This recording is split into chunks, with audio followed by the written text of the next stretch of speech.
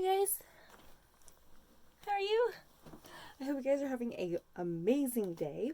I am so excited about today's crafts. Of course, I'm always excited about today's crafts, but I'm especially excited because these ones are really fun. All right, so we're going to get started here. So the first craft we're going to do is crow related. Yes! Crow kind of raven oriented. I moved the camera closer. I'm sure you already figured that out. So this will maybe a little bit easier for you guys to kind of see my process. You can also see how dirty my surface is. I'm working on getting some cleaner paper, but you know, I'm a crafter, so it's always kind of dirty. All right, so we have the little crow on the front. On the inside it says "Hello, friend," which is a stamp from one of my favorite sentiment sets. That's the Tailored Expressions Laurels set. Okay, so for this part you're going to need these 6 little strips of black paper. They're cut at 1/4 of an inch. And then also I got this kind of fun ribbon. It's kind of a fleur-de-lis. And so the ribbon I cut for you is 6. There are 6 of them, okay? Now, I am going to tell you right now that I'm not going to sit here and color all of those. I will tell you what I did. So I recommend the idea is that we're going to color them black. I recommend using a Sharpie because that's going to dry the fastest, and it's also going to then be waterproof when it's dry. I already colored 3 ahead of time.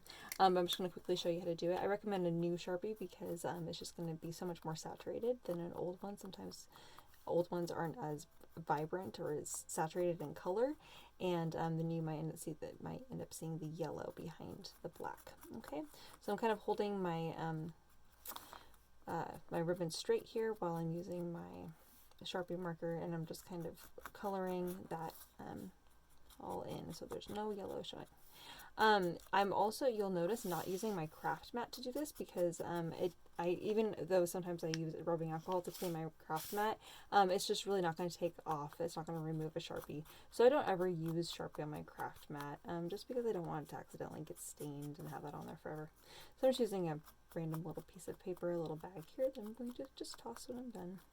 Or actually, more realistically, just toss to the side and then use it again when I need another scrap of paper. Okay, so you notice I'm doing both sides, so then that way there's no possibility that any yellow will be showing from the other side. Okay, so there we have that. Isn't that cool? Now you suddenly went from this, which looks, okay, let's be honest here, it kind of looks like Boy Scouts. My brother was in Boy Scouts, so I'm like, oh yeah. What is that, like Cub Scouts, Boy Scouts? I don't remember what they all are. Anyways, do you know it's supposed to be like a piece of corn? It kind of looks like a piece of corn, doesn't it? And maybe it's not supposed to be a piece of corn, but when I was a kid, I always thought that. Alright, so now you have this really cool black one. Yes! I love how this looks. Alright, so on the front of the card here, what we're going to do is we are going to go ahead and we're just going to cut the little filigrees apart so you get the little 6 little individual pieces here. Now, if you happen to have hot glue, I probably recommend that the most. Surprisingly, my hot glue gun is not plugged in at the moment, so I'm not going to use hot glue. I will tell you that normally my hot glue gun is plugged in. It's plugged in almost all the time, but not right now. All right, I'm going to grab my craft mat now because I don't think it's in the bag.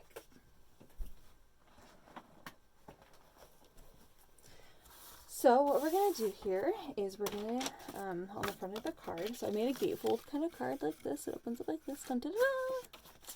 All right, so your little pieces here, this is going to be the top of the gate, okay, the tops of the gate. So I'm just going to put a little dab of glue at the tops of each of those. These are going to be gate pieces.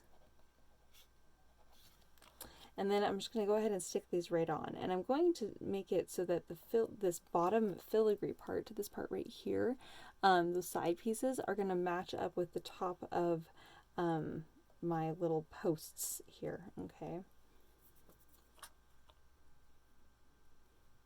All right.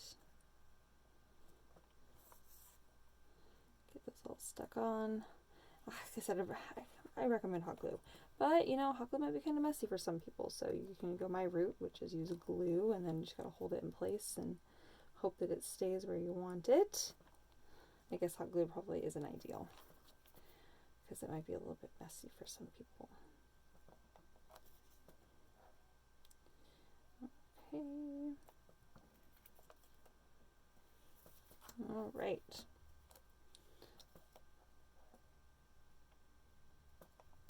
So once you got those all glued on there, look how cool those are, you guys. Oh my gosh, how fun is that? They kind of look like little mini swords too for those kids out there that want that. All right, so I made the little crow already on here so you can see he would be perched. Okay, so you have to kind of decide how you want him to be perched. All right, now I'm gonna show you a couple different ideas here. Okay, so you can have your little gates on the side here. There are so many different ways to make gates, you guys. So I really hope that you get inspired by this, and you don't just have to copy me. I know some people like to copy me, but you don't have to. My glue was not quite dry. Okay, so you can do 2 on the side there, and you can do 2 on the side over here. You do 1 a little bit lower there, and then you can of course do 1 a little bit lower on this side here. See how he's a little perched up there? Oh my gosh, I think that's exactly what I'm going to do here. Oh my gosh, he's so cute, he's so cute. But you can make yours go all the way across. You could bring these all the way down. Oops, again, my glue is not quite dry on that one. So you can, you know, really do kind of whatever your heart kind of desires there. And I really want you to feel inspired to kind of do some different things and kind of see what might look kind of cool, because I do think having 3 along the bottom will look really neat. But you saw what I'm going to do, and I'm excited about it. So I'm going to go ahead and put a little line of glue here and here. I'm going to stick this on here.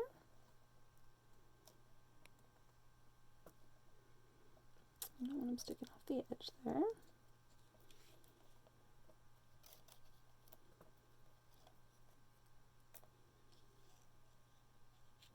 So what I'm doing here is I'm lining up, got a little bit too excited with my glue. All right, so I'm lining up 2 at the top here, or on the right side here. I don't want them to be touching though. I got my glue a little bit too close. And then I'm going to do, on this side here, I'm going to do the same thing. I'm going to put line of glue down first and then lay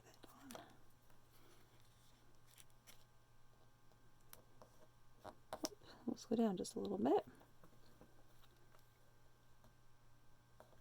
Oh gosh, this is already so cute. Oh my gosh. Okay, I know that I really like the things I make. I hope you guys do too. I just get excited. I get excited. Oh, come on. Oh.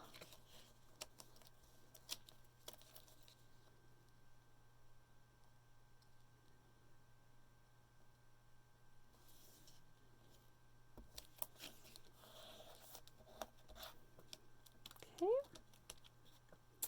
All right, and if you feel like you can put a little bit of glue behind each of your little spikes there, so then that way those are going to want to stay in place.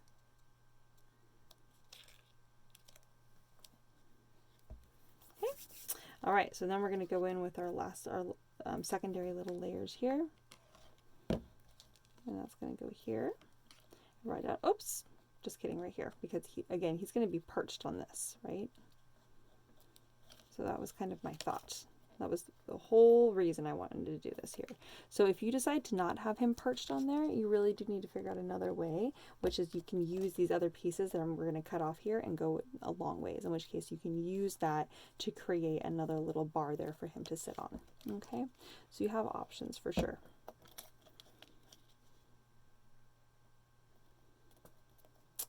Oh man, that turned out fantastic. Okay, so now once you have that on there, it's looking good, then we're going to go ahead and we're going to trim this. I always flip this over. Oh, actually, flip it over like this instead, and I'm going to trim it off like this. So then that way I know that it's going to be nice and clean along that edge. And I was running my finger along there, and then we're going to do the same thing back here. Okay, all right. Now, what I'm going to do here is I'm actually going to use a little bit. I want there to be, it needs to be a little bit more interesting here. It's not quite interesting enough here for me. So what I'm going to do here is I'm going to actually show you how to make a really quick bottom of the card here. So I'm going to have my new little ground, I'm going to have it actually just run along this whole bottom, along the back too, just because I want to make this kind of easy for myself. So I'm going to have you get out your watercolor palette if you happen to have one. If you don't have one, if you happen to have like an ink pad, you can squish an ink pad, like you smush it onto a craft mat, and then you can use a paintbrush and kind of pick up the watercolor from that. You can even take a little bit of acrylic paint and you can water down acrylic paint, and that also works out great. So just lots of options for you for doing this process. Okay, so get some watercolors. This is a water brush that I'm using here, and I'm going to just pick out some black color here, and I'm actually going to squish it onto my, or color it onto my craft mat. Oh, the other thing you can use if you have a black marker, not a Sharpie, like a water-based marker, like even a Crayola or a Tombow marker is really preferable. You can color that onto a craft mat, and then you can add a little bit of water to that, and that would also work for this process. Okay, so you're making a little puddle of color here, and I did it in black. That's the color I have chosen for this card. I know, it's like the middle of spring, and I'm like, black. I don't know. For those of you that like know me a little bit more than other people, you may have realized that I love like everything rainbow and magical, but I also love everything kind of a little bit on the dark side. I just like it. I don't know why. I just enjoy it. I love all the wonderful things that life has to offer. So black for today. All right. So you're gonna take a piece of paper. Okay, crinkle that piece of paper. And then you're going to actually pick up some of this color here, okay? You don't need very much ink, so if it's really watered down, you might want to just kind of get the edge a little bit. The idea is that we're just applying a little bit of kind of ink to our paper here. And I want to get some kind of crinkled areas here, so I want kind of a crinkled kind of look and kind of appearance. You can kind of dab it out a little bit, and then we're going to kind of go in here and we're going to kind of lay that on here, okay? So we're just kind of dabbing down a little bit of color. And my thought is this is going to kind of look like kind of maybe like a muddy driveway a little bit, or I don't know. That's just kind of my kind of thought that maybe that might be what that is. Okay, I'm gonna add a little bit more color there. And the reason I'm doing it this way instead of painting it on is because I really want it to be I don't really want it to be very controlled. Oh, I got a little bit of a splatter there when I smacked that down. I'm actually kind of okay with that. I'm gonna kind of leave that kind of like that. Okay, so I'm going to do more at the bottom here so that it looks like this is purposeful and not like I just made mistakes. Okay. Alright, so once you've laid that down and you're satisfied with how much you have there, then we're going to finish this off by adding in a little bit more splatter. So you just want to pick up that little puddle there, and then you just take that paintbrush and you just kind of are going to kind of hit it, splatter it like this along the top, along the card here. Okay. So I just kind of feel like this is kind of like a rainy day, and it's kind of foggy out in the Pacific Northwest, and you've come across this like epic gate, and you're like, who lives there? And then you enter into the gate, and it's, hello, friend. That's kind of my thought. I see that I got a little bit of color inside too, so I'm going to finish that off by adding some splatter on the inside, just to kind of make it a little bit more complete.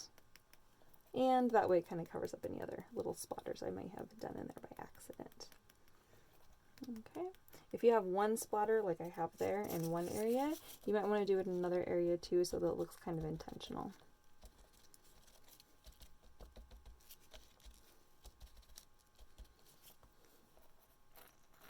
I'm going to do just more splatters here.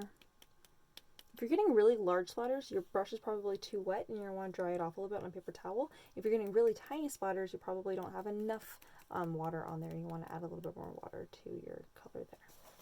All right, so there we have it. There is card number 1.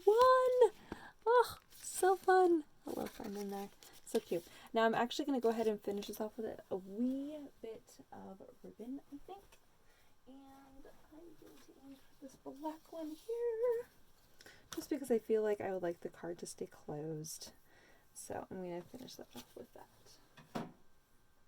Actually, no, I'm not. I'm going to leave it. I'm going to leave it as is. And the reason why is because I actually like that the gate is open. I like that because that's kind of the intention, is that it was like the gatefold. So I think I'm going to leave it just as is. But of course you could always add a little ribbon if you would like. I think I'm going to leave it. So I like that. Oh, perfect. All right, you guys. So there is card number 1. On to the next one.